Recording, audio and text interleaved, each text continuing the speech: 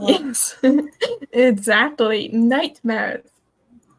What we're talking about in this casual discussion group session of the Lucid Deep Dives. This isn't like the monthly roundtable. This is just a smaller thing that we're doing. Maybe just sharing dreams and experiences and talking about nightmares, maybe even sleep paralysis, scary dream experiences in general. So we're expecting a few more people, but this is a nice group already. Does anyone want to start with like talking about experiences or first thoughts or anything like that?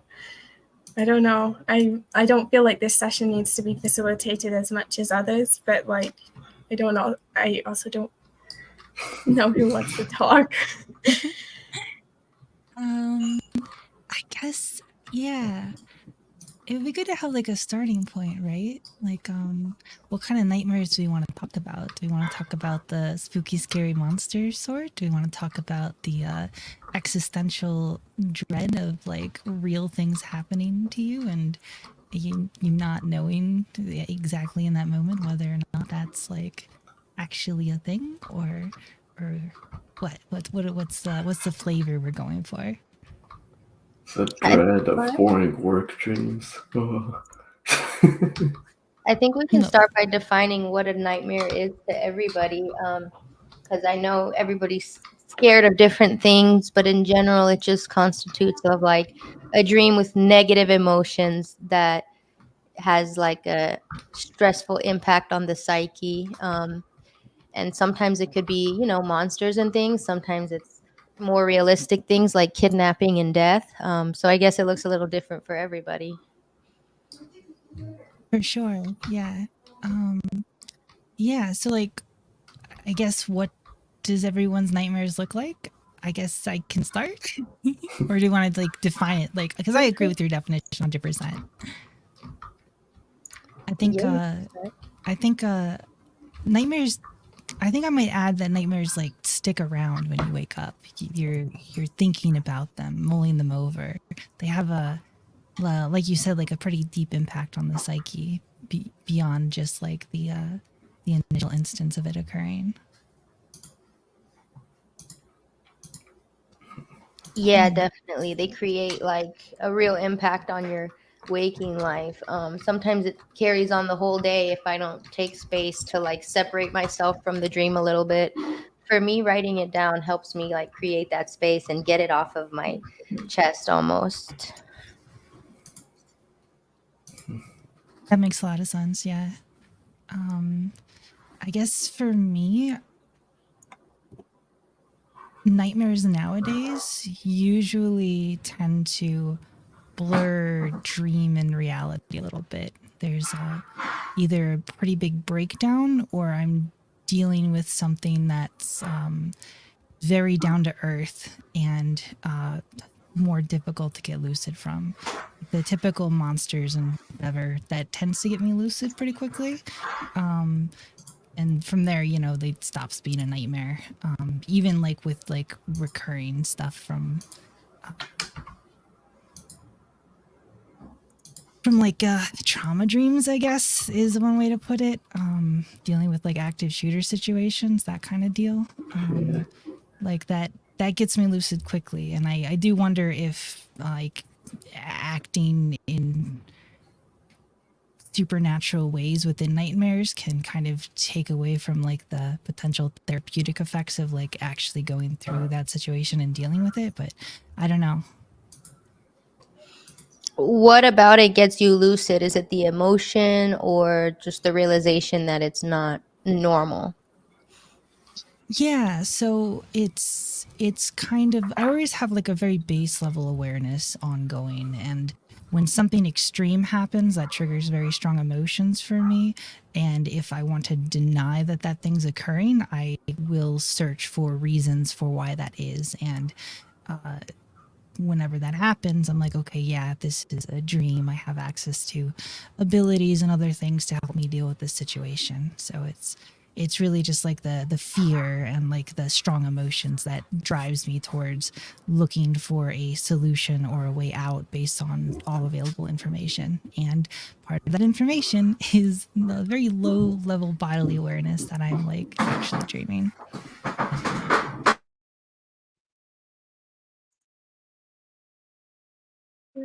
That's very interesting. Thank you.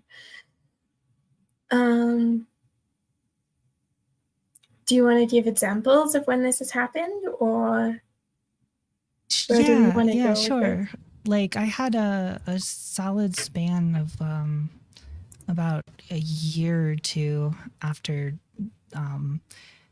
something happened during a work trip in Chicago where I was just dealing with these nightmares like constantly. Like I did just be a normal dream, and then there would be someone with a gun, and they would be, it would be an active shooter situation, and I'd have to deal with that like frequently. Not super pleasant, but I developed a few ways and methods for dealing with it quickly, but I never really dealt with the underlying issue through the dreams. I had to do it through other waking life things. In a good place now, but it was definitely a stretch of time where those nightmares were pretty recurrent. So you were able to overcome these sorts of nightmares through working on it in waking state. And then Yes. Afterwards, what type of dreams did you get afterwards? Do you still get these types of nightmares sometimes, or are they completely gone? Occasionally they will pop up, but it's much rarer. Nowadays, nightmares definitely look more like getting a call where I learned that a family member, like my father or my mom, has passed away. That kind of thing.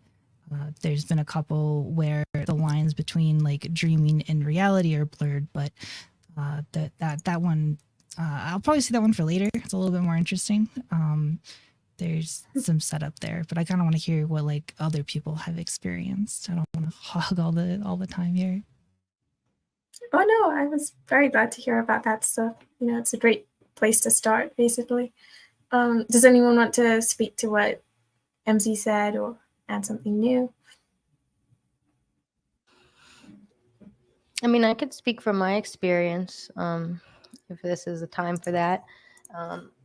Similar to MZ, a lot of my nightmares are based on like shooter situations or kidnapping situations, like somewhat realistic things that, basically are not pleasant to experience. And some of my first lucid dreams were actually as a result of nightmares, like as a child. So nightmares go way back for me. And I would just realize like it would be the fear and anxiety that would eventually make me realize, oh, that's not normal. This is a dream. And then I would just wake up. But even so, I would still wake up like sweating and crying sometimes. And I don't get nightmares that often anymore. Maybe once every couple of months. And I think that definitely it just is a reflection of my mental state being more at peace than in the past years. But when I do, it's usually death related or kidnapping related, which I guess are subconsciously two things that I know that I fear. Not actively, but I know that they're unpleasant. And maybe half of the time I get lucid from them. But when I don't, it's always like a determination to get through the situation or get to safety. And so, yeah, maybe later on I could share some specific dreams, but that's what it's been like for me. It's great. Red, would you like to share what your nightmares might be like, or if you have them?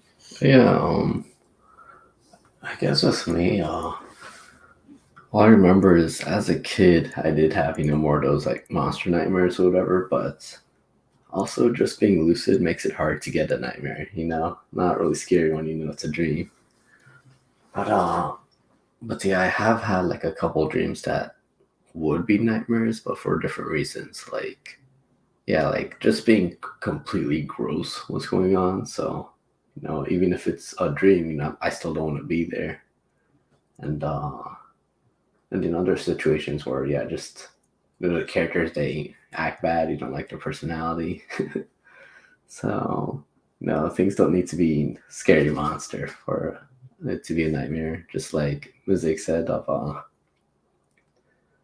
like the existential stuff. That's the way to be a nightmare if you want lucid. Yeah, that's true. Yeah. Sorry, I was just gonna add to it. Oh no, I was just. The gross and shocking factors of dreams also, now that you said that, classifies as nightmares to me, because sometimes there's just something very weird or disgusting or like unsettling, that causes it to be a nightmare. And I've had a lot of sleep paralysis too, so I kind of classify that in the nightmare category because it's been scary, although that I'm used to it now, so it's not as scary to me anymore. Can you talk a little bit about your sleep paralysis experiences? I've only ever had it one time, so I'm like endlessly curious about like people who've had it like many times. Yeah, I've had it a lot. Particularly like when I would like have to wake up really early and then go back to sleep, and I would be in this kind of like liminal sleep state a lot. And they're kind of coupled with a lot of like false awakenings and just like confusing states of consciousness. And for me, what it's usually consisted of is not being able to move, but at first it was really scary, and I would like try to scream and wake up or call my roommate or whoever's around, and then I would have no luck. But over time, as I would just kind of get used to it, honestly, I'd be like, oh, this again, and then it got less scary. I've also experienced, the typical like feeling like there's like the shadow man in the room and stuff like that. That's never really scared me that much because I always kind of would walk myself through it like, oh, this is sleep paralysis, it's normal. And then eventually I would gain more lucidity in the situation, and just be able to stay calm through it and transition to a normal dream from there. So I've had it so much that to the point where sleep paralysis isn't even that scary for me anymore. It's actually kind of exciting now. So maybe I shouldn't necessarily classify it as a nightmare, but in the times when it's scary and uncomfortable, that's when I say it's a nightmare for me. Very cool. Hello, Myron. Hello. Welcome. Do you want to just like introduce yourself quickly and just say what you have to add to this topic? Maybe. Sure. if you want Yes. to. I've had a lot of nightmares in the past, so I guess I have some stuff I can probably talk about regarding the topic. Yeah, go ahead. And maybe we started off by talking about how we define nightmares and what they mean to us each. So, Well, when I was younger, nightmares used to be anything scary, and I think that definition can still apply now, except some nightmares aren't really like unenjoyable, even though they're scary.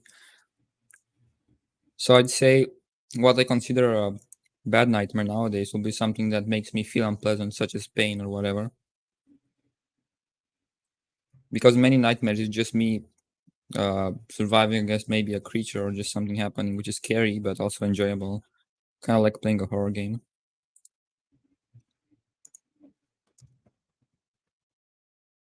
On the topic of games, self-imposed limits, would that be a potential way that someone might create a nightmare situation for themselves?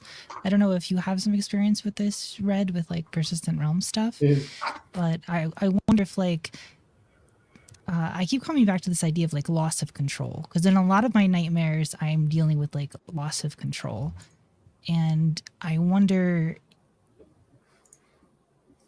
if somehow putting limitations on yourself or having like these expectations of pain, like Myron was talking about, if that could contribute to making something that wouldn't typically be a nightmare into a nightmare. Well, I was planning on having a nightmare, just to have something for the conversation, but I forgot. What the thing you said of limited control, like I feel like that would just make like more of a just fun experience. How do I defeat this monster type of thing. Like because I feel like with a physical threat, it doesn't matter if I can do anything or not. It's still a dream. So like anything that would work if I have like power or not, it's gonna work either way. Something gross is gonna be gross even if I have power or not. But yeah, like a physical threat, like even if they somehow got rid of all my control and just like tore me apart or something, like I guess if I involuntarily lost control and there was pain and they started tearing me apart, then yeah, that would be a nightmare. But luckily that hasn't happened. but yeah, like I do think it's possible to like on purpose have a nightmare, but I think it would be difficult to like actually make it, like be in the process of making it, because some of that unexpected, uncontrolled, all that stuff, all that stuff makes a nightmare.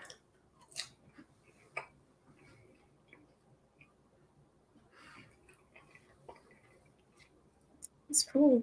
Thanks.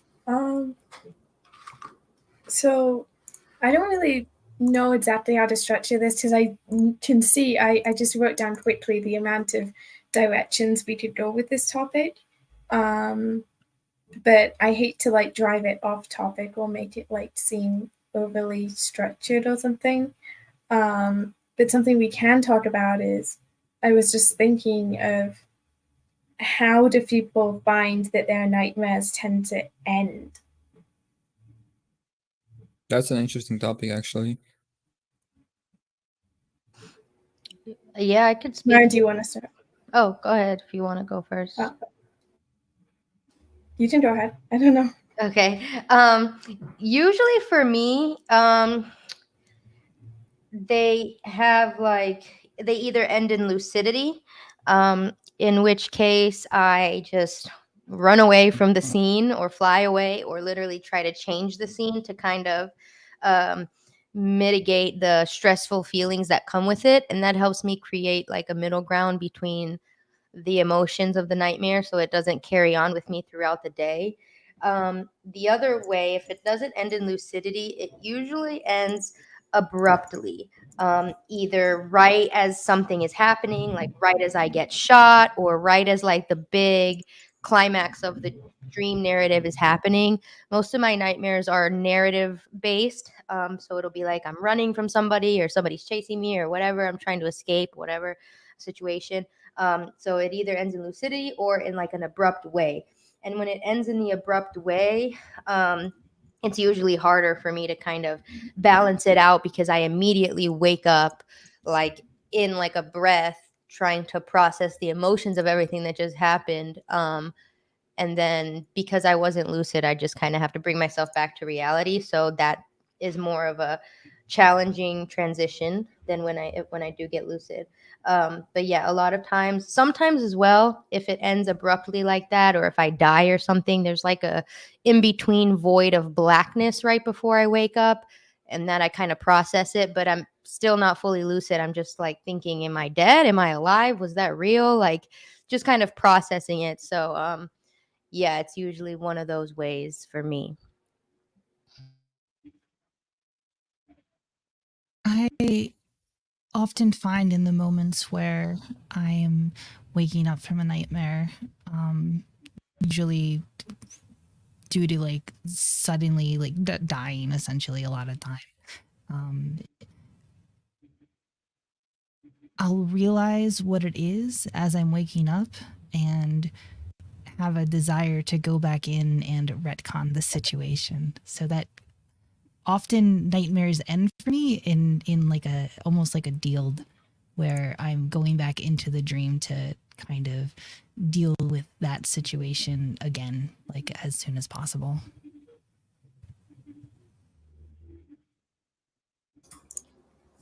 Do you like go back like just for yourself, or like what makes you want to do that? That's a great question. I think I just want it to end well. No, yeah, fair enough. So you go back right when you wake up. You just go back to sleep with the intention of re-entering the dream and changing the. Yeah. Nice. Yeah. And how often does And that work? most of the time. There's been a few instances where it hasn't, and I've been pretty frustrated, but majority of the time I can go back in and spin back time a little bit and play things out with knowledge of what's going to happen and kind of approach it in a different way. And yeah. Nice. Is that usually a lucid experience for you, or is it just non-lucid? Yes. It is. Okay. Yeah. Nice.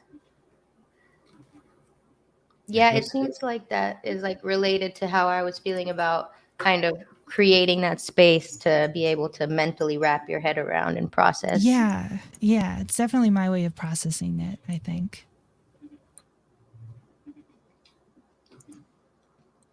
And I guess What like, about you, Red? yeah. Cause yeah, like how I don't really get nightmares anymore, except yeah, like I mean years ago by now, all the gross stuff or whatever. But I don't know, I feel like it's just like an aspect of the dream. Like it doesn't lead me to waking up, or there might be a gross thing and then, as the night just keeps going on, and I just go on to other things and the gross thing's gone. But and yeah, I guess yeah, it's not like the entire dream is, a horror thing. It's just one little thing I didn't like, but it was enough for me to consider it a nightmare.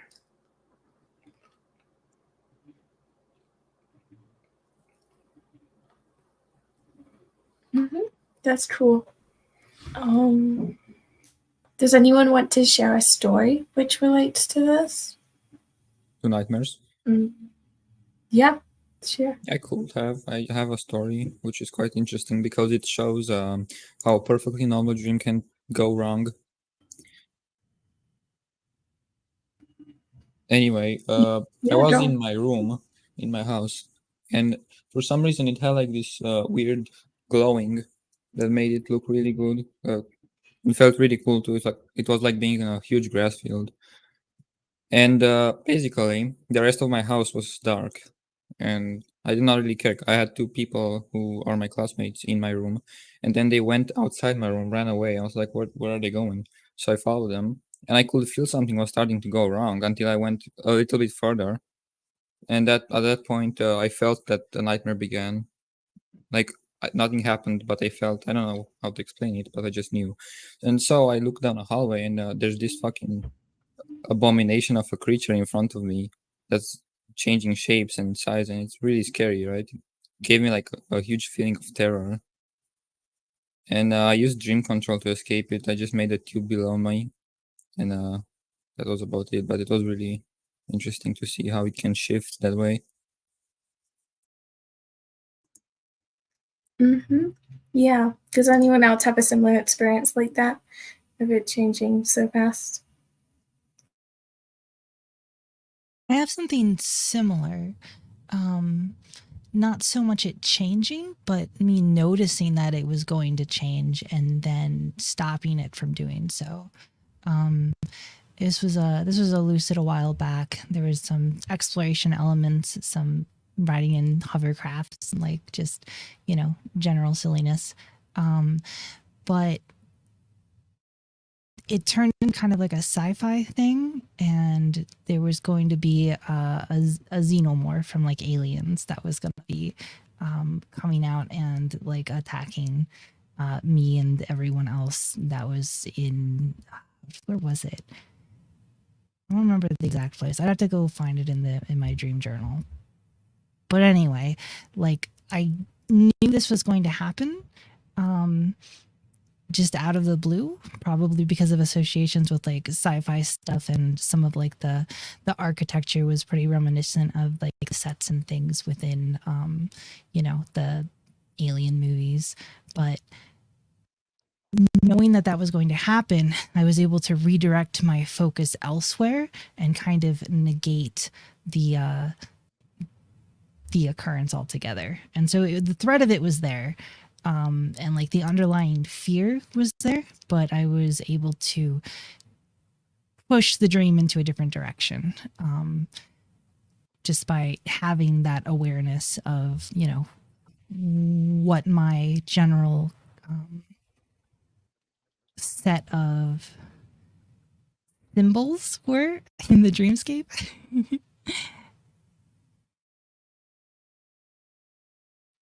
I think Yeah, is the most cool. efficient way to put that. That's great. I just want to say quickly, hi Skyfall. Welcome.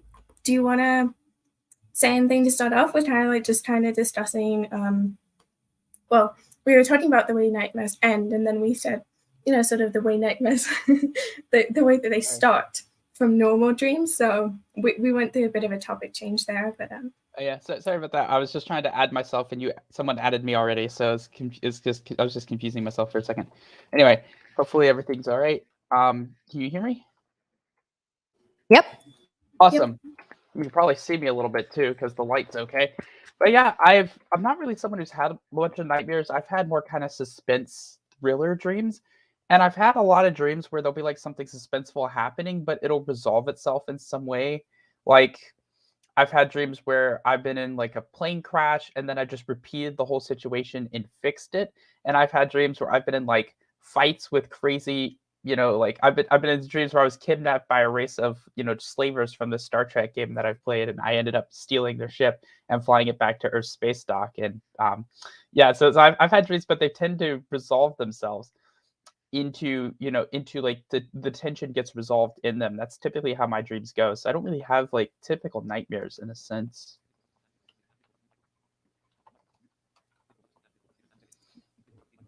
cool. Thanks for sharing. Where should we go now? I don't really know. Does anyone want to keep speaking to the topic of like the start and end of nightmares, or touch on what Skyfall said as well? It's interesting, you know, how we were talking about how, you know, it could start off as a normal positive dream and then take a left turn into scary, non-pleasant dream content. And I think it's interesting how everybody's a bit different. For me, like the negative dreams usually start off with some sort of things already going wrong. It's quite rare for me to have like a good dream that then turns bad. But my frequency of nightmares in general is not that high, which I'm thankful for. But when I do have them, they're very emotional, like high stress. But I do have some level of control in them, even if I'm not lucid. That stress and determination to escape whatever scary situation makes me have some level of dream control. Like I'll just, you know, punch somebody or fly away or to some degree, and just try to escape the situation. So yeah, like I said before, half the time it ends in lucidity, half the time it ends abruptly. But either way, I take time to kind of adjust my emotions when I first wake up. And the more closely related it is to my waking life, like the more realistic it is, like somebody dying or something more close to the heart, those take more time for me to kind of process when I wake up. So yeah.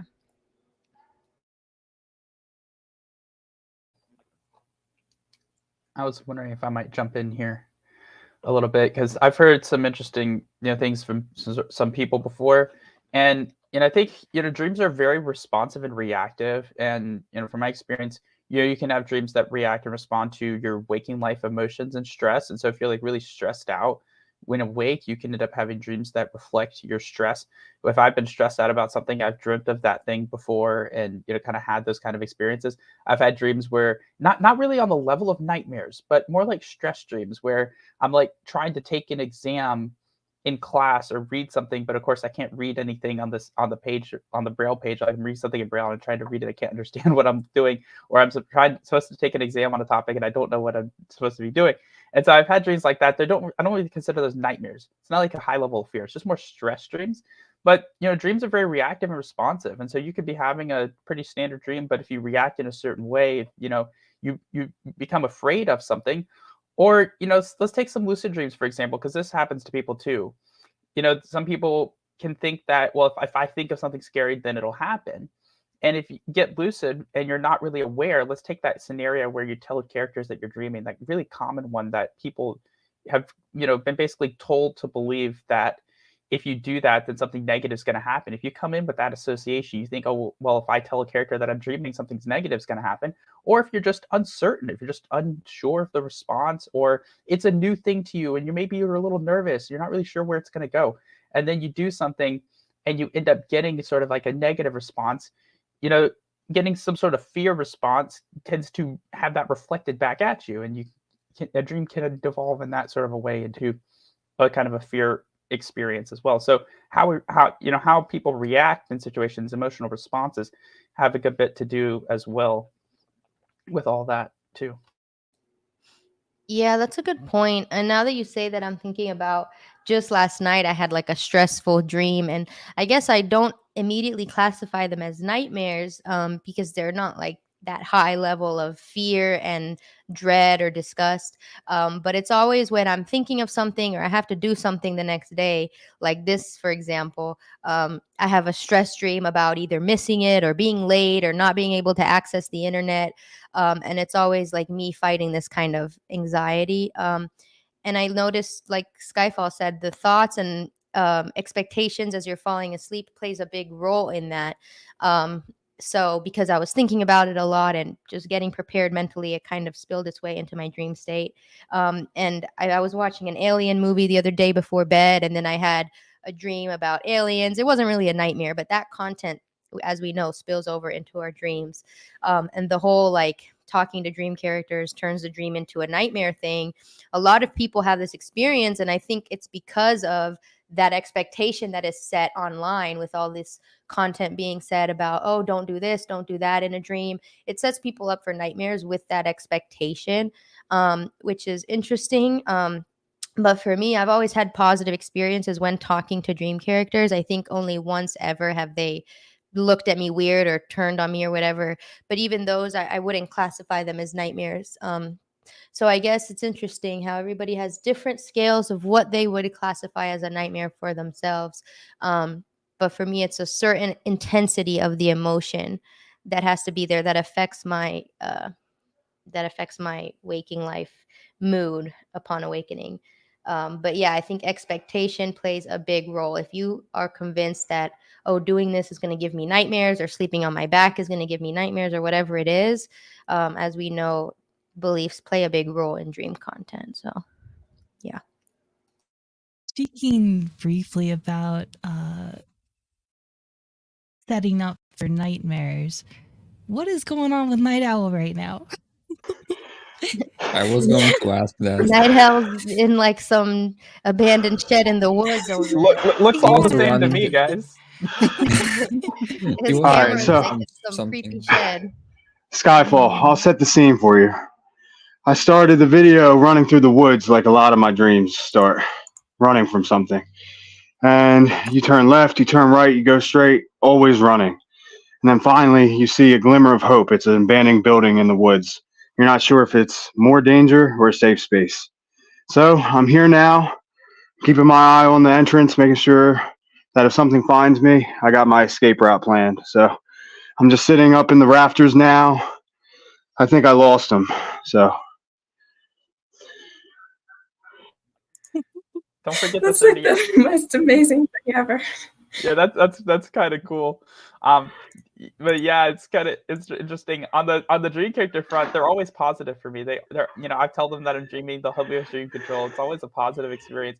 But yeah, Night Owl, if you're being chased, don't forget the 30-06 in the corner. You might need it. I'm good. My back is to the corner. Trust me. I know this shit by now. And I got a weapon too. So yeah, I thought I'd pop in. I enjoyed the conversation, but I felt like I had to join because you all must be extremely well balanced in your waking life and have exceptional mental health, because I didn't hear enough fear mongering going on. And I think this is the one time where I really would encourage it. and also end on a hopeful note. So if it's okay, Crystal, I'd really like to share some of my own personal experiences. I've actually prepared something I could read out to you if you're ready. Of course, yeah. Go ahead. This is all about like sharing, casual chat, this, that.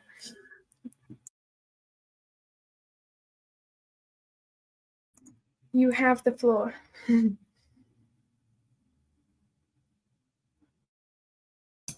I think the nightmare monster got him. Yeah, Yeah. yeah. The shadow people got him. Uh-oh. Oh, yeah. Oh, he's He's alive. back. It's Okay, fine. you were Can you hear me? frozen for a Yeah. second there. So when I go off the screen, when I go off the screen, it actually freezes. So I'll just do my best to tell the story from memory. All right. So my history with nightmares began in childhood. Like a lot of kids, I guess, it's a scary world we live in, and you're not really sure of who you can trust or what's going on some of the time. But for me, it was like Toy Story turned horror story, and my toys began to come to life one night. I remember this giant T-Rex I had. It was probably knee high to me now as a full-grown adult, but as a kid, it was quite the force to be reckoned with. And I'll never forget looking down my childhood home hallway and seeing nothing but darkness.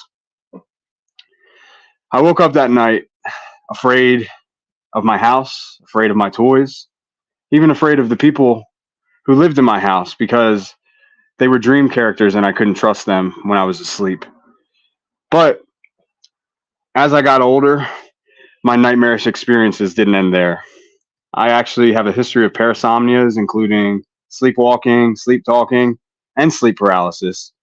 And unlike Amina, I do not enjoy it.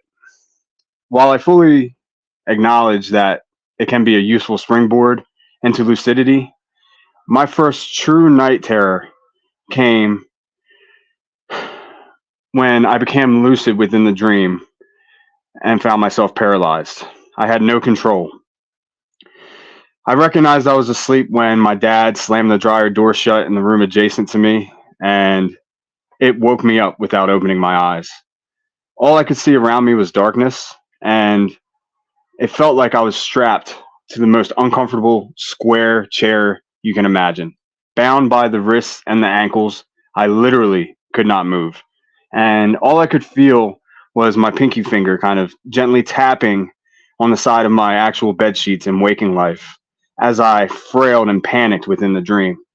My first instinct was to start screaming. Help! Help! Wake me up! Wake me up! I can't wake up! Get me out of here! And the more I panicked, it was like quicksand. I began to see these formless faces, mostly just eyes emerging from the darkness, surrounding me in all directions. They seemed menacingly to get closer as I continued to panic. When I realized that I should focus on the only thing I could control, which was just moving my pinky finger. So I began to focus on that little sensation. And before I knew it, the gentle tap of that finger on my bed turned into rolling out face first, flat onto my floor.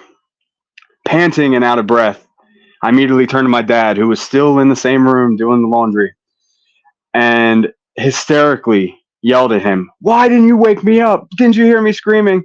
And according to him, I didn't even make a sound. From that moment on, I determined to learn more about lucidity. I needed to take back control. And eventually, I did find a way to master my own lucidity for myself. But unfortunately, the nightmares didn't stop. In my past, a lot of my dreams are, like I said earlier, running from something, constantly running. But there's also these false awakening and limbo experiences where they seem just as real as waking life. My dreams aren't full of monsters and fantastical beings. They're real life thrillers, and for lack of a better term, psychological torment. Over time, I've learned to grapple with these nightmares. Yes, enabling it to become lucid, and in moments. However, what I've recently discovered through talking with Sensei is that much like a soldier experiencing PTSD, present awareness is not necessarily the key to lucidity. And lucidity doesn't even necessarily mean control. So I began recognizing this hypervigilance. I started settling in to the here and the now without being too overly obsessed with where I place my focus. It's very important that I mention tools such as grounding, and me and Skyfall had a debate a while back about how reality checks can lend themselves to this practice. But meditation is also proven to help my mind cope with these nighttime traumas more than anything else. Finally, just recently, after leaning back into my dream journal, I've been recording my dreams for almost 3 weeks now. And that doesn't mean I've abandoned my dream work practice. Truly, I don't even strive for lucidity anymore. I'd much rather be a passive observer with conscious awareness, because I think that's where the true work with the subconscious begins. However, since I've started keeping my dream journal again, I've realized that the nightmares have never stopped. I began meeting with the dream therapist, somebody who is actually really helpful. Her name is Melissa Johnson, and she's starting her own podcast, The Dream Hub, which I can't wait to check out. But Amina actually introduced me to her, and at first I was skeptical because at LDI we believe only you know what your dreams mean for you. We're all about empowerment of the individual. And with an open mind, I still sat down to have a session with her and was amazed at the profound insights she led me to. Therapy is not just about being spoken to, it's about, getting these things off your chest. And now, after some really intense shadow work, I've realized that dreams are more than just what's on your mind. They're about what's on your plate, too. As a stay-at-home father who's recently lost his own dad, she led me to the realization that I have to father myself first. And self-love is so important, guys. She encouraged me to stop keeping a dream journal, or at least to start keeping a food diary, and to make sure that my body was getting the nutrients it needed. By focusing on my diet and gut health, I was able to not only reset my sleep habits, but I started to see a shift in mindset. It made sense in a way that only she could explain. She said, "Your subconscious is so dramatic. It literally thinks that you're dying. So when you go to sleep at night, your thoughts are a reflection of that fight or flight." And sure enough, with time and effort every day, making sure I sit down to enjoy a meal with my daughter rather than just running around and taking advantage of the free time, I've slowly started to resolve these nightmares. So all in all, I know I've got a lot of scary experiences to tell. And I actually struggle with sharing them because it does make me feel crazy at times. But I think through opening up and being vulnerable about some of these experiences, I can share this beacon of hope with you all, that you can learn to address the nightmares, because really your subconscious is just there to help you. It's trying to make you pay attention to something that you're not focused on. Wow, thank you for that. That was great. I'm sure we all have a lot of thoughts and things to add because that went over a lot of stuff, but who would like to start? Because I don't really want to facilitate this session, but I just realized, this is larger. This has more people in it than the last roundtable. And so I won't really try and facilitate. I just want it to be open discussion, but who would like to discuss? Hello. I'll be leaving soon in about 10 to 15 minutes max. So I just want to say some things before I have to go. But yeah, thank you for sharing that story, Nadal. I'm not sure if we had ever gone through the full story before. And so thank you for definitely sharing that and giving us a better understanding of what you've gone through. And this is where, I think it's really important to understand the difference between lucidity and dream control. And it's been harped on before, but it's really prevalent here, because nightmares are a great example where you might have lucidity, but you may not have dream control, because emotions do play a pretty big role in your ability to control dreams. And so the really classic example that you'll hear a lot as someone being in a nightmare situation and trying to wake up and being unable to wake up. And that's because waking up in itself is actually a form of dream control. And so when you're in a situation where you're scared, where something is frightening to you, you're more likely to associate that with, whatever you're attempting to do to resolve it failing.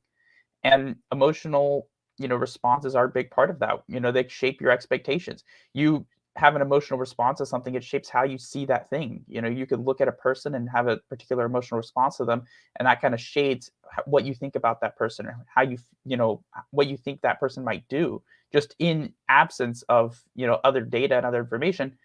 That can kind of shape your perception and your thoughts and your beliefs and your expectations about people and about situations. So emotional responses and emotions are important in that sense. And they're just important generally as well. And so I'm a big firm believer that dream control is self-control. It's the ability to control how you respond to situations, because by doing that, you can control how you perceive situations. And then when you're dreaming, because there is no external reality there, you can control the situations themselves.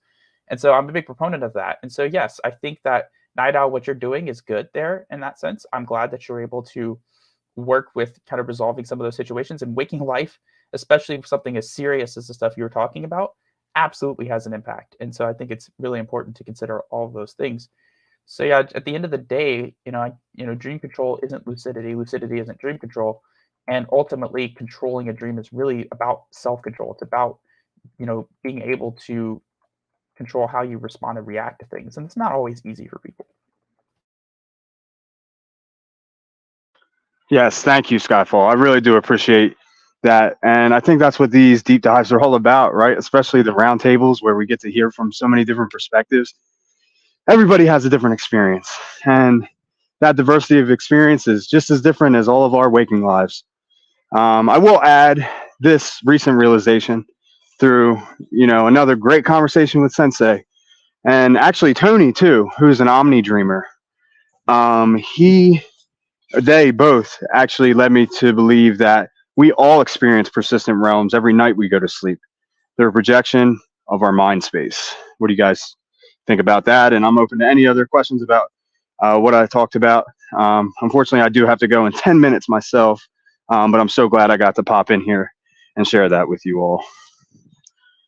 It was a cool story. Thank you for sharing that. It added a certain gravitas to the discussion that I think was definitely lacking. Thank you. I appreciate that. A few years ago, I might not have been comfortable sharing it, but recently through this shadow work, I've opened up and become more vulnerable than ever. So I'm glad that I could, honestly.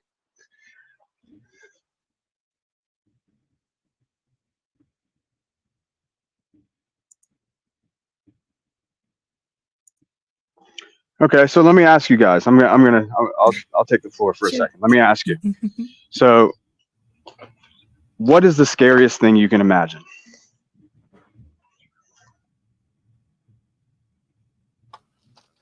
I'm gonna help us all get lucid here tonight, because it'll incubate a dream that'll most certainly lead you to the realization. And then, like the Joker in my first, I'll call acquired lucid dream, one that I worked for and was really proud of, I had so much dream control that I think my subconscious populated a dream character that it knew I was secretly afraid of, and that was Heath Ledger's Joker. And after turning to my coworker and turning her into a cat and heading for the door so I could take flight, Heath Ledger met me at the entrance and stood there menacingly. At first, I thought, no big deal. This is just a dream. You can't hurt me. And then he smiled, that creepy Joker smile. And he said to me, do you really think that matters here? And oh my God, the goosebumps. Yeah. Oh my God. I was not sure anymore. I really thought for a moment, if I die here, I might die in real life. I don't really want to push not really sure. And the best thing I could do was think about manifesting a ball and chain to bolt him down to the ground. And as I slid past the doorway, he pulled out a blade and started swiping it at me. And I did get out, and I did take flight. And through practicing dream control in the form of flying, which was my own hedonistic fancy for months at a time. It took me to really master that skill. I was able to conquer my real life fear of heights as well. So I'll ask again. I didn't really realize it at the time, but for me, in that moment, I guess so many years ago, the Joker really scared me. Why? Through doing some dream analysis, I discovered that it's because he's just a normal person. And all of my worst nightmares are waking life projections of the things that I really wish don't come to fruition. So, anybody else have any thoughts about that? Again, emotions in dream control really big, but I'll share mine here too.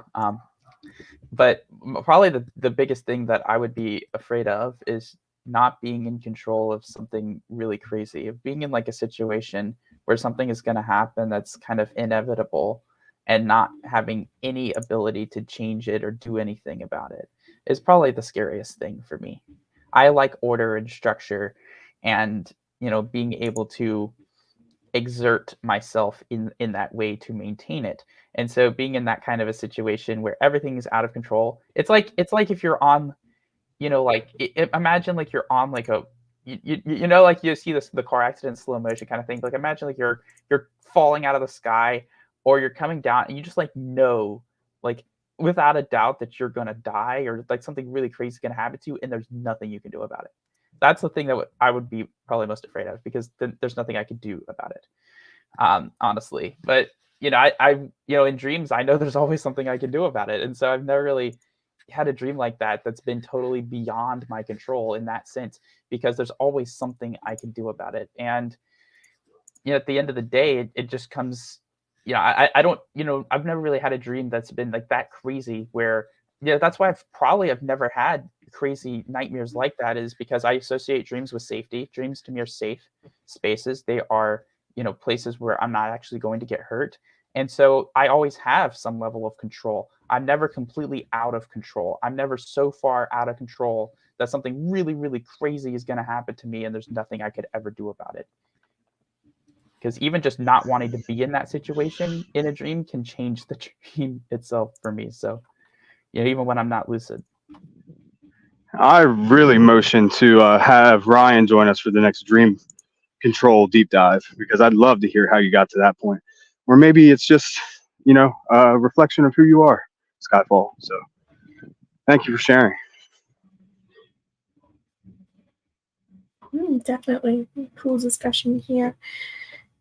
Does anyone who hasn't spoken recently want to add anything? The scariest thing I encountered in a dream wasn't exactly scary because it looked scary. It just gave you the feeling of terror. It somehow did that. I'm not sure how. I think something this kind of speaks to what you said before about just kind of knowing that your dream has become a nightmare, or that something's going to happen. Yes, I can usually sense when that happens. I think that could be considered a type of scan ability. When you sort of know something in dreams that you're not supposed to. That's kind of Yes, because usually in my nightmares, I just know if there's like two pathways, I somehow know that the right one will save me, and I just go to the right one, and that's how I escape. Because I never really died in my nightmares, right? Yeah, I think there's definitely some scan involved here. Sort of like an extra sense in dreams that just tells you something, which can sometimes be applied to waking state. But I feel like in dreams, there's definitely a higher chance that it's gonna be the case. Right. What Stifle just mentioned in chat speaks to what I just said about knowing causes the result. It's more like determining the future. Yes, exactly. That is how it technically will work. Does anyone else have anything to add? I saw a few people unmute before. MZ, you can go on. Sure. I guess in the spirit of storytelling, a couple years back, I spent a handful of lucids creating this pocket dimension that I called the Under. Bunch of planets, each one archetypically tied to different kind of themes, one for education, one for adventure, one for vacations and leisure, and then another for nightmares.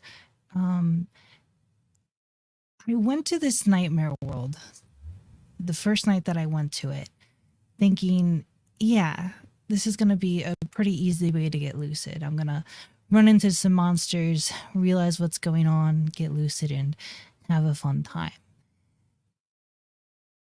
I was not prepared for the night that followed.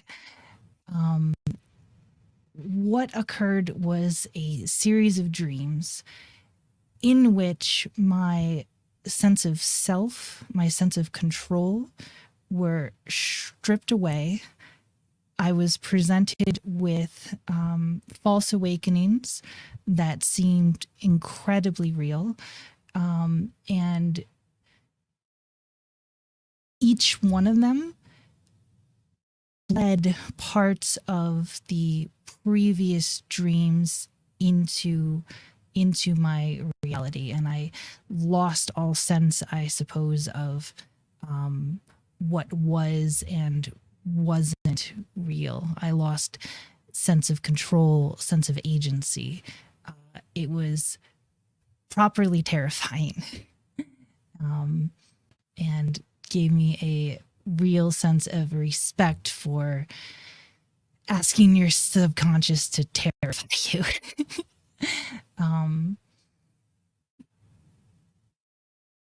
Yeah, so I guess the takeaway there is careful what you ask for, because you just might get it.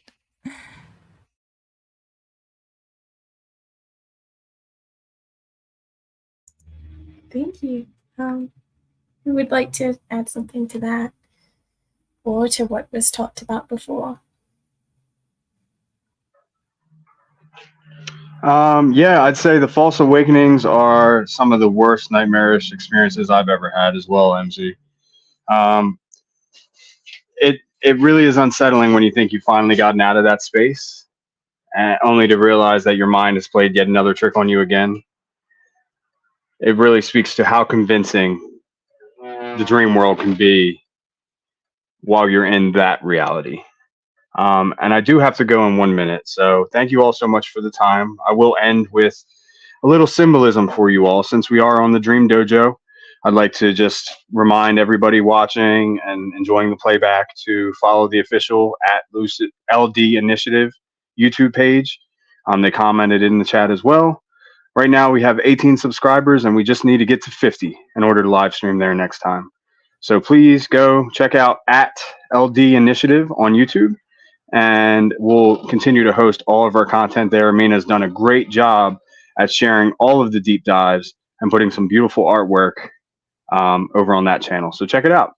But as far as the Dream Dojo, since that is somewhat of my personal brand, I'll tell you guys that the Dream Dojo represents the way of the dream. And it's a metaphor for my journey from nightmares to lucidity with control. And the balloon in the center of the dojo, if you notice, it's also sort of like the unofficial logo. It's there in between the words.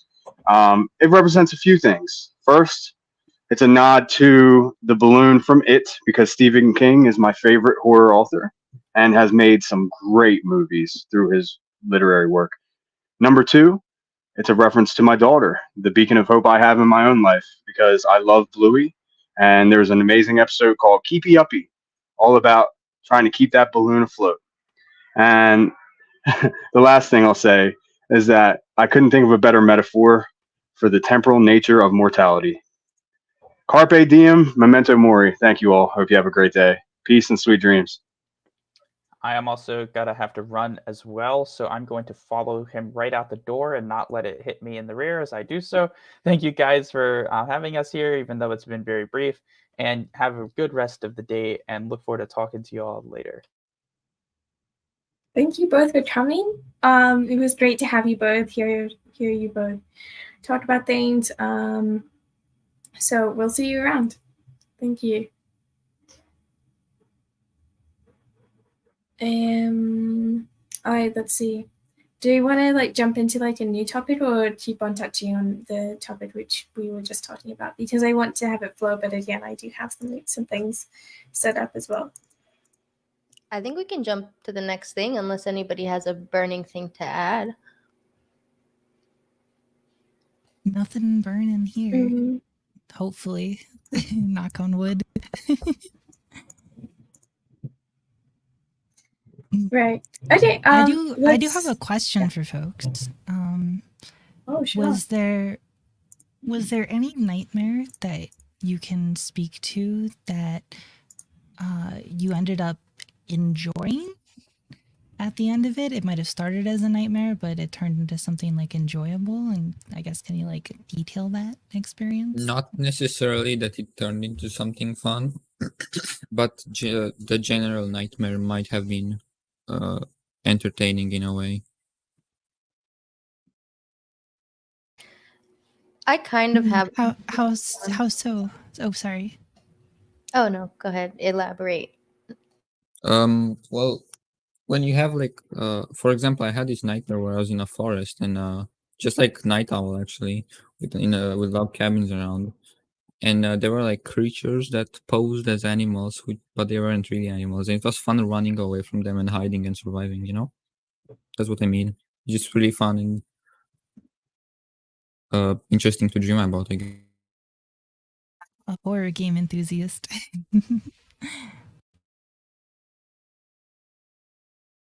That's pretty cool. What were you gonna say, Amina? Before I cut you off? No, you're fine.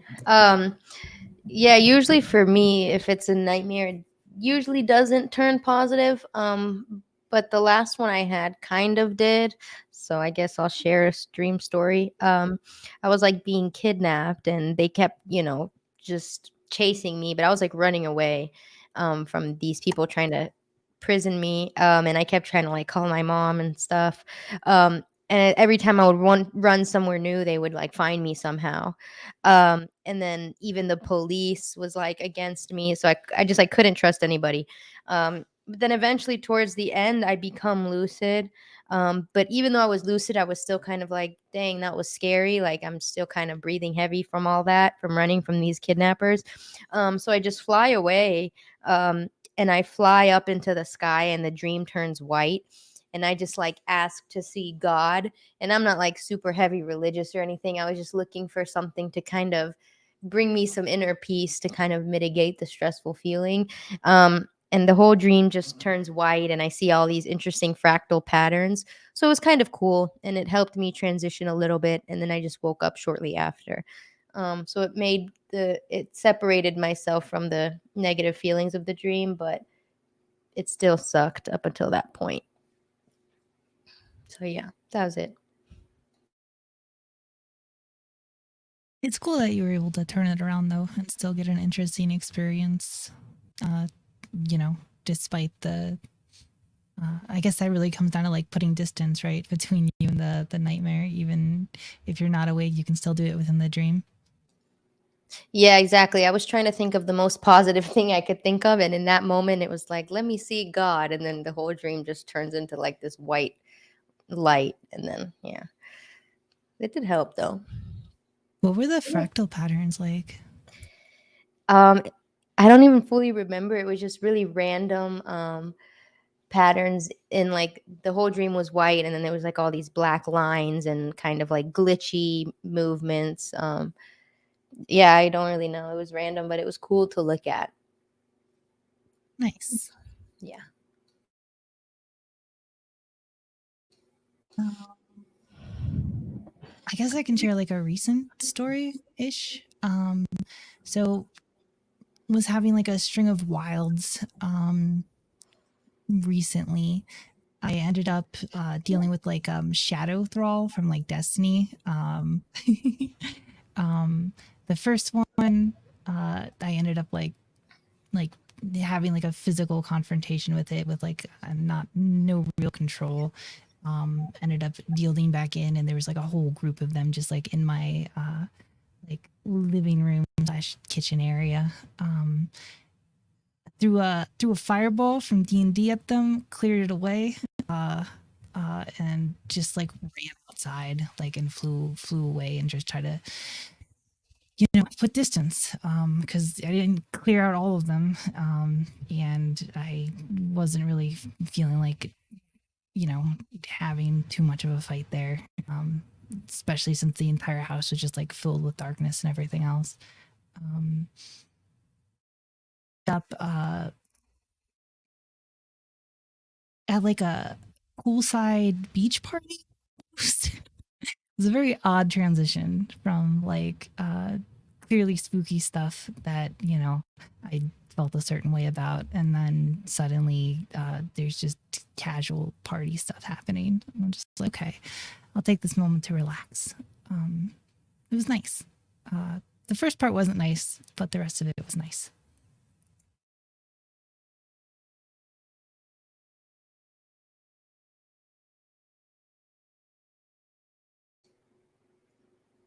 It's cool. Thanks.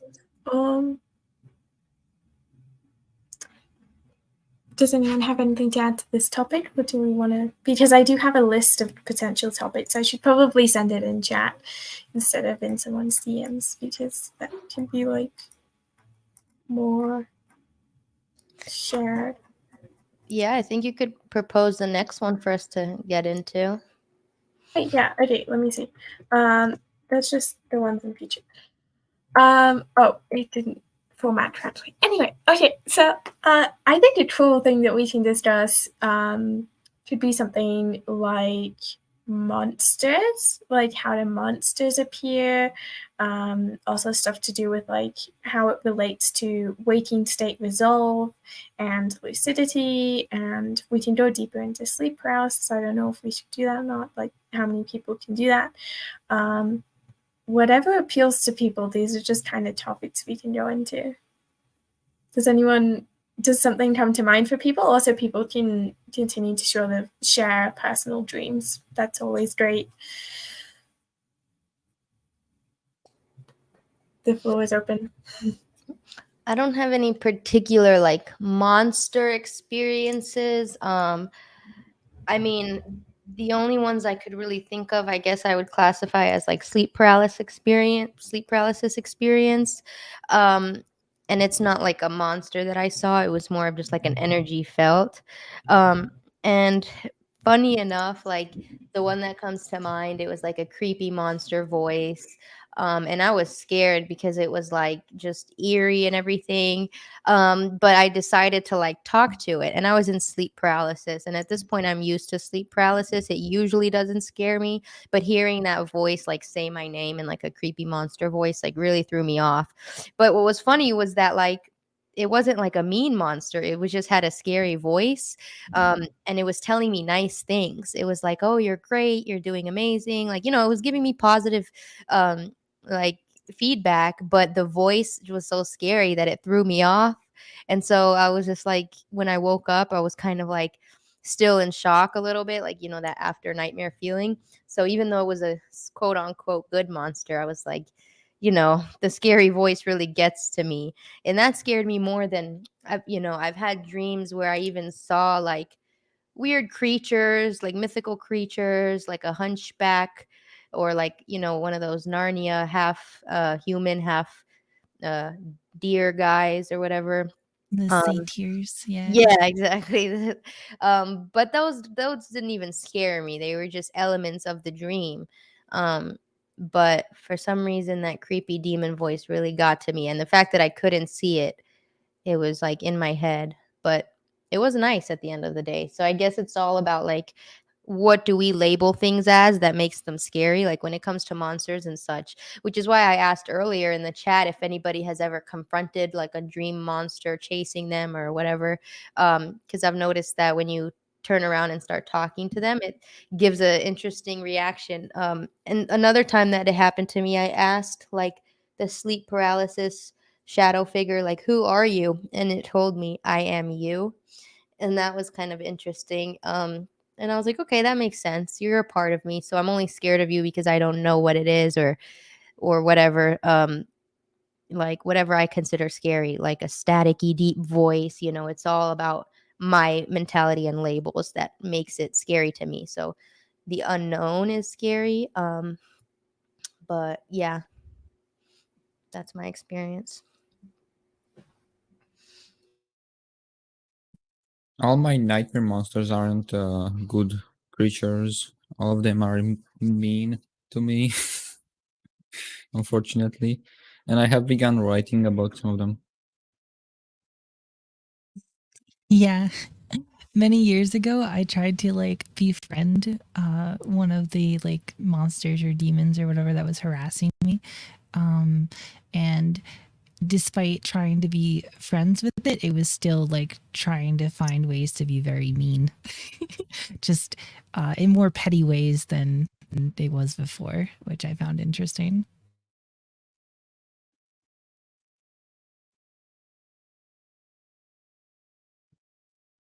Like just snide comments and that kind of thing versus like actively trying to harm me, like physically. Yeah. So they've been like more verbally mean than actually trying to hurt you, is what you're saying? Yeah. Once I like was like, hey, I recognize that you're a monster, whatever, but let's be friends.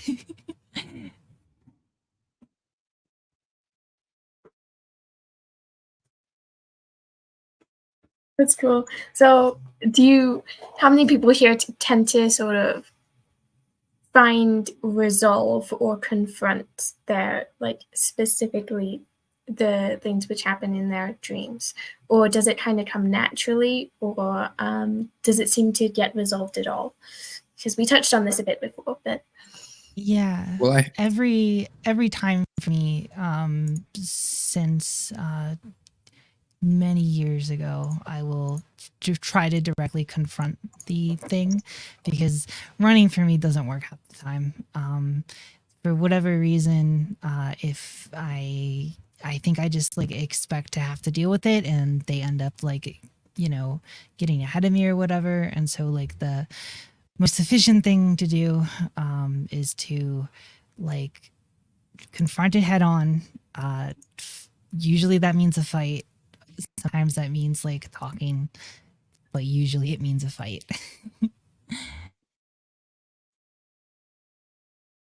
I've only ever confronted my nightmare monster once, and I don't know if I can call it confronting, because it was more like using what I had of dream control to just escape. I think I already said it before, but at the beginning of the session, I described one of my dream, and I said that there was some monster at the end of a hallway. Well, that monster that was changing shape, it looked really interesting. It was kind of like a biblically accurate angel in the way that you couldn't really comprehend what was going on, so your mind was just making up stuff and movements. But basically, the thing there gave you this sense of terror and dread, and it wasn't. Uh, it kind of felt like it was giving it to you, not necessarily you got it naturally. But what I did was I used my willpower, which I don't usually like use dream control in nightmare because I can't. It's just like me. But this time I just summoned the slide under me so I could escape, which was kind of interesting because it never happens in a normal nightmare.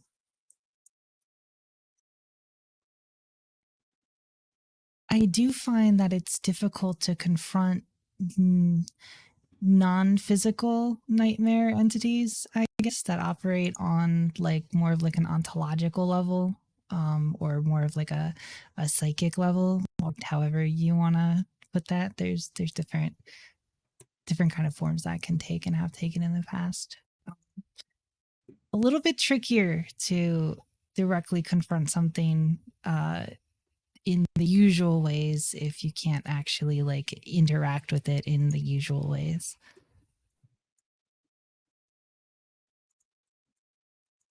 Yeah, I mean, most of my monsters in nightmares are just abominations. I wrote about one of them, and it's kind of like a 3 meters tall humanoid monster, which is rotting and whatever, but it's really fast and whatever.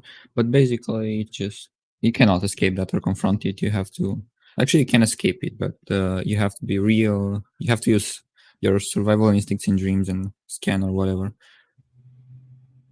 But generally, they're hard to escape.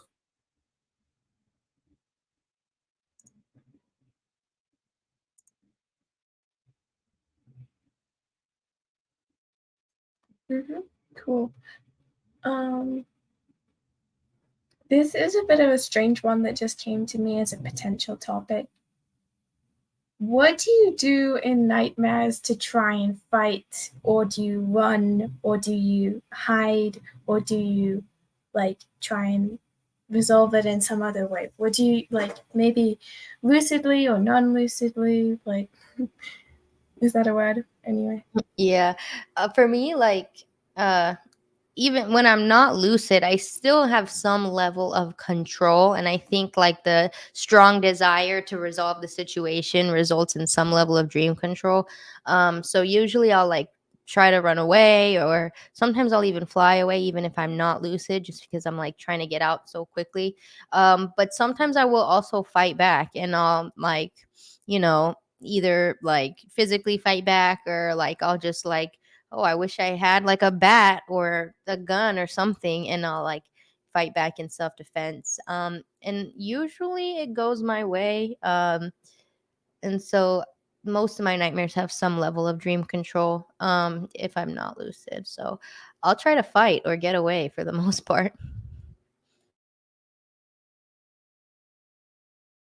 Yeah, I resonate with that. I usually fail to get away, even with like teleportation in lucids or non-lucids. They always, for whatever reason, find a way to end up there unless they are directly dealt with. Probably because I'm thinking about it, and I'm like too focused on it to like actually like have it not show up again. Essentially. But yeah, I got like a whole slew of like powers and stuff, both when I'm like not explicitly lucid and when I am. Like some basic ones like telekinesis is always an option, like always. Reversing time is always an option if things go a little bit awry. Regeneration, like if I get injured, like that's always an option. There's something called vector control, which essentially just allows me to reflect projectiles back at whoever sent them. Very effective for dealing with like shooter situations. What else? There's more. Those are just the ones off the top of my head. Yeah, I could go on for a while. I'm sure this is a topic that Red would like to talk about, though. I mean, I don't know if that's inviting me to talk.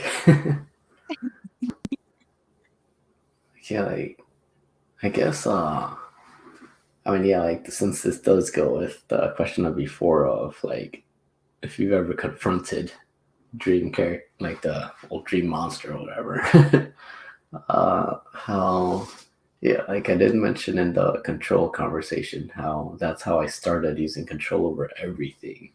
Since, yeah, like, for me at first, really little, I just wanted to check out flying in dreams. And then it was, yeah, with a monster a dream monster where I was like, oh, well, like if I can do anything, why don't I just, stop the nightmare like that? In the end, that was where I turned Nightmare Monster into like a bunny. So yeah, it was after that I just started doing whatever. But yeah, I guess like growing up as a kid, just because of the type of stuff that was like all in games and movies and all that, like there was all kinds of zombie stuff. So even though I saw it fun, like a movie or a game or whatever, like I did have zombie dreams that someone else might consider a nightmare, but I guess it doesn't count as a nightmare because I enjoyed it. So those, like, yeah, I was like very human, just running away. Sometimes find a gun, sometimes a weapon. But yeah, like a bunch of those of, even if there's a bunch of running, it's still confronting them because every once in a while you fight back, or it's more of a fight than just running away.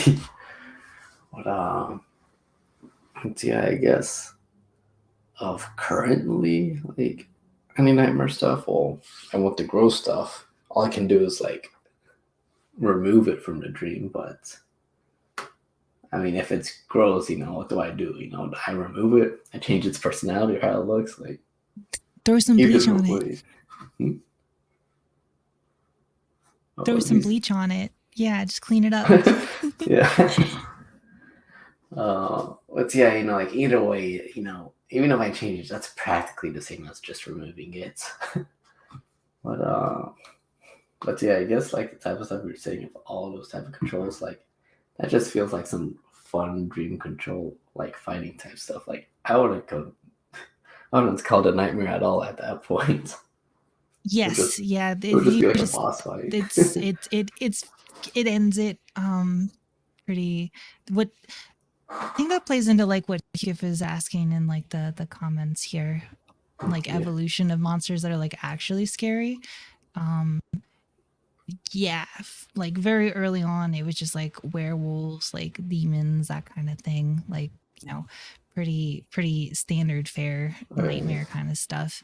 Then, you know, that turned into like more real life stuff. And then as the creatures progressed, like now even like the freaking what should be very simple to deal with, like little shadow claw things like that I mentioned earlier, have this larger void entity attached to it that is able to exert more ontological pressure, which is, you know, there's definitely spookier vibes there, especially when they like play into like personal spiritual beliefs and things like that.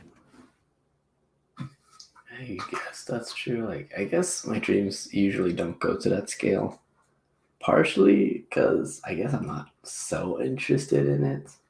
I just like how even in shows where, you know, the characters get so powerful, it's like, oh, they can destroy universes and planets and whatever. Like I don't care, you know, like they gotta stand on something to fight. And if not, you know, they're just floating there, like. But you know, usually they are standing on something. See, like, I don't know, like, I guess there's some interest to, like, a nightmare or some entity, whatever, that's, you know, like, I guess ontological scale or whatever, but, yeah, there's some interest in that. You don't need a body. You just need, like, the symbols.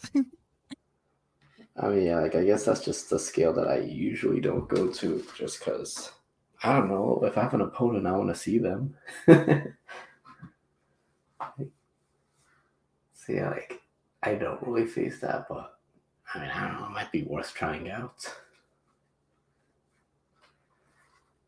It can definitely be a little bit spookier and provide more challenge, I guess, potentially, if that's what you're looking for. Yeah, I guess like how Hugo says that he fights opponents like that they like, man, I forget the words, but I'm guessing it just means the exact same that you're saying. Similar, yeah. And in this particular case, it was more like there's something behind the physical presence, like it's acting on behalf of something, I guess, larger or kind of deal. You're like, man, I don't know why I'm forgetting the words, but yeah, it's like the things he fights, they represent like a topic or something. Yeah, yeah. Like I'm Like guessing some that's kind of ontological. core essence or whatever. Yeah. Ontological is more dealing with like the deciding what is true and false in reality. Okay, that's something else completely. Oh, metaphysics. Yeah. Ah. Yeah, it's very, very metaphysics, very metaphysics. Okay, I see, man. I just Googled up. This is the part of philosophy where I was like, I don't care, you know, if it's real or not, it's here. For me, that kind of manifests as like actual competition of like ideas in my head, in my unconscious. And so there are like actual stakes in how it affects me in reality. I guess, yeah, just we both see that completely differently.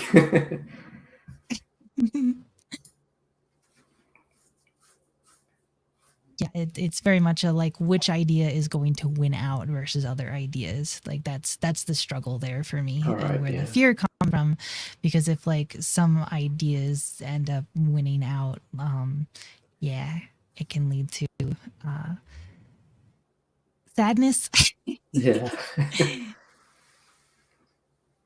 I guess that's fair enough. It's just, yeah, you know, if somehow someone's like, oh, this thing's in the Matrix, or, you know, this thing's not real, or whatever, I'm just like, whatever, real enough for me.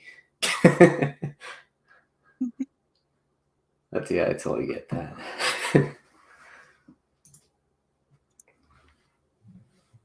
That's a cool topic. Mhm. Thanks for sharing. I'm eating right now, sorry.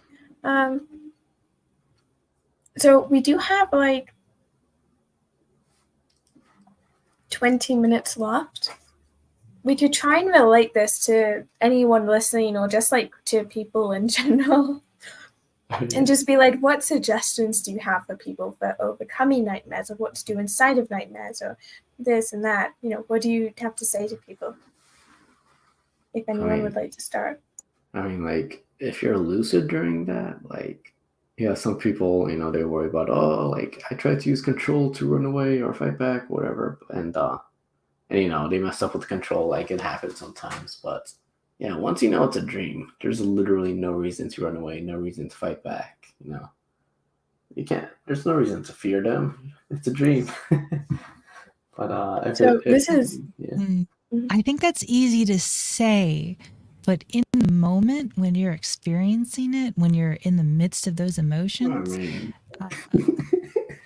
this is interesting for me because, like, this brings up a topic that there's been some debate on in the community. I know that the idea that are lucid nightmares even possible? Because how could you be scared in a nightmare? How do you be scared in a dream if you know that it's a dream?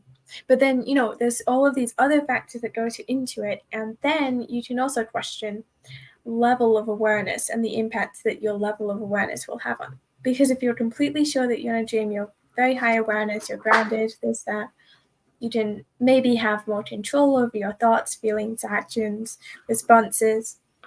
Then if you were simply aware that you were dreaming and not, you know, how do you say it, like railing the dream, right? You know, where you just kind of go along with it. I don't know how you phrase that correctly. I just hear that term, okay? Please. Yep. It's a very technical term, getting railed, very technical lucid dreaming term, and that's all that it means. Yeah. What do I say? My own drawing. I was gonna say that I think when you see abomination of a creature in front of you, no matter how aware you are of the dream, I feel like there's a little bit of fearing, you know?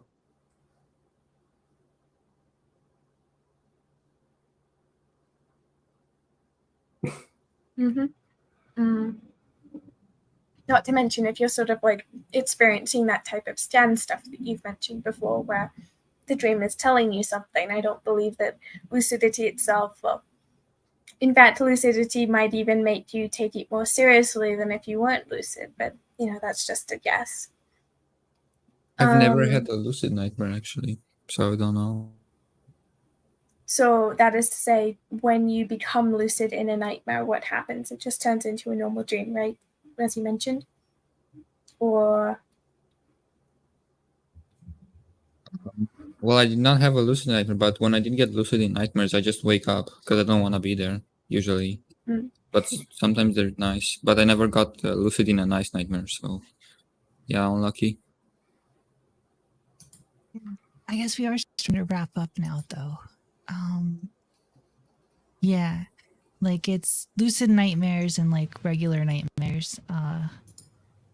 They are definitely different beasts, to be sure. I guess I would recommend, if you do become lucid, don't so this might be controversial, but I recommend not waking up. I recommend trying to deal with the problem and trying to work through it. It is an opportunity to address and face a very real fear that you have. And I think it's useful to be in that place and to deal with it while it's happening. And if not then like Mina does later. But I don't know if waking up is necessarily what I would recommend. But again, I have a very confrontational nature, so I will. That's cool. Just to give my 2 cents, I agree. Okay, cool. You can go on if you were going to add something. No, I'm good.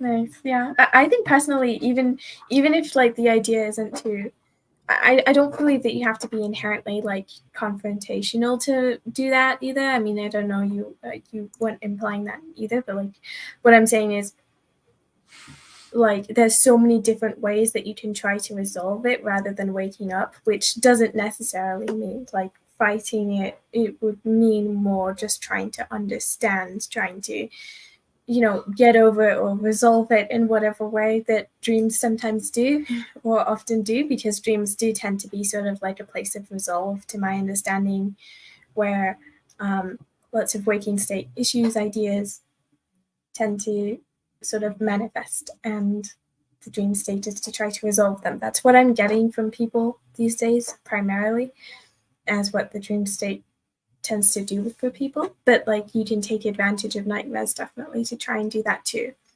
rather than just waking yourself up. Although waking yourself up isn't like bad, it just, to me personally, is like a missed opportunity maybe. Yeah.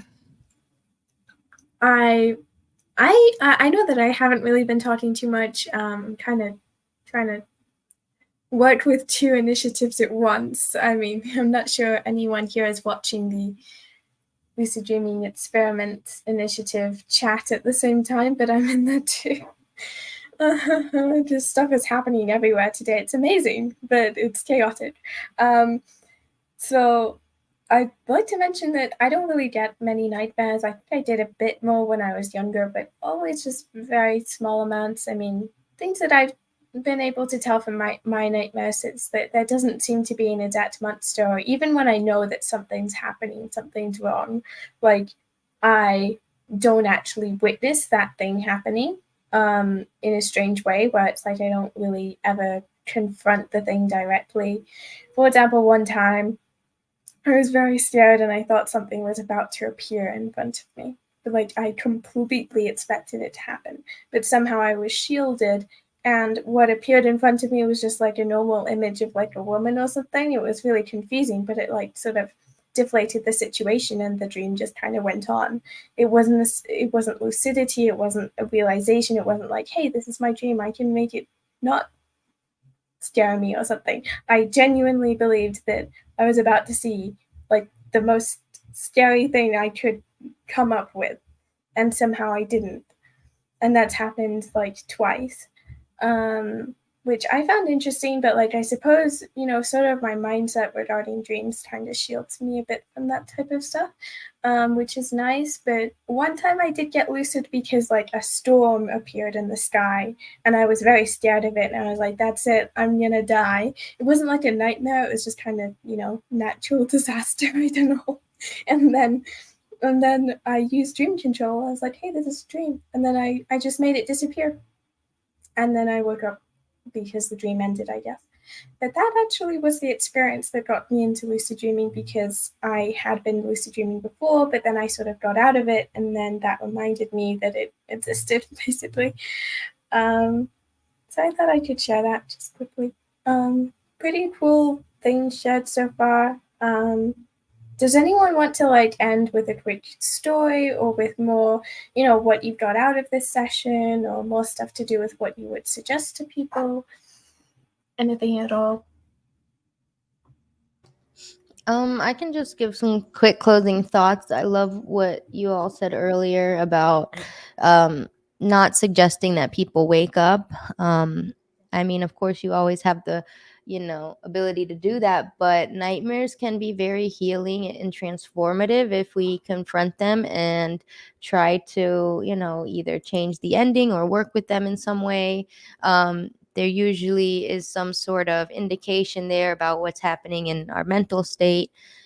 So, it can be really helpful for us to try to either re-enter the nightmare with lucidity, or to just reflect on it, and see what kind of answers it can bring up.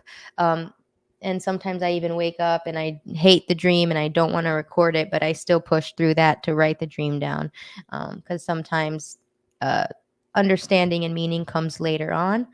But other than that, I think this has been a really great topic, and I appreciate all of you for joining in and sharing. Oh, totally. This was a great session. I'm pleasantly surprised by the amount of people who joined, especially people who weren't able to stay that long, but their participation was still welcome. I think this was something that I'm definitely looking forward to. We have, in a week from now, the recurring roundtable session. As usual, topic might be to be decided. I'm going to definitely be focusing down on that, getting that straight soon. But everyone listening, watching, or everyone here right now can tune into that or join in on that when that happens. And this was great. Right? Sorry? That's on March 2nd. Okay, cool. March 2nd at 6 p.m. Eastern, as usual. We made it a recurring time, and I don't think we should go against that. And so, yeah, more stuff to come. I'm very happy about this session. We had some great topics, great conversations, sharing people, ideas, discussion. I loved the format too, because facilitation isn't always needed, even in larger groups. Kind of makes it feel more relaxed. So anyway, thank you, everyone. Does anyone have any final closing thoughts they'd like to add? I'd like to add that people should indeed subscribe to the Lucid Dreaming Initiative YouTube channel, because then we might be able to stream on there. You know, it would be really useful, because then they would always be in one place and less confusing. So definitely, I linked it. And either way, this replay will be posted on there. But I'm thankful for everybody for growing with us from the bottom up. We will eventually be going live on there, and it'll be very rewarding. Yes, totally. I'm just getting flashbacks to the last session where I was just smash that like button. I don't even know what to say. Well, anyway, there you go. Sessions always end in chaos. Well, okay, that's it probably. Smash that subscribe button on all of the channels where this is live, right? Because it's live on 2 channels and it's going to be uploaded to the initiative channel. Please do subscribe to that one primarily. Not just doing, just subscribe to all 3. But yeah, cool. Okay. See you and thank you, everyone. All right. Bye. See you then.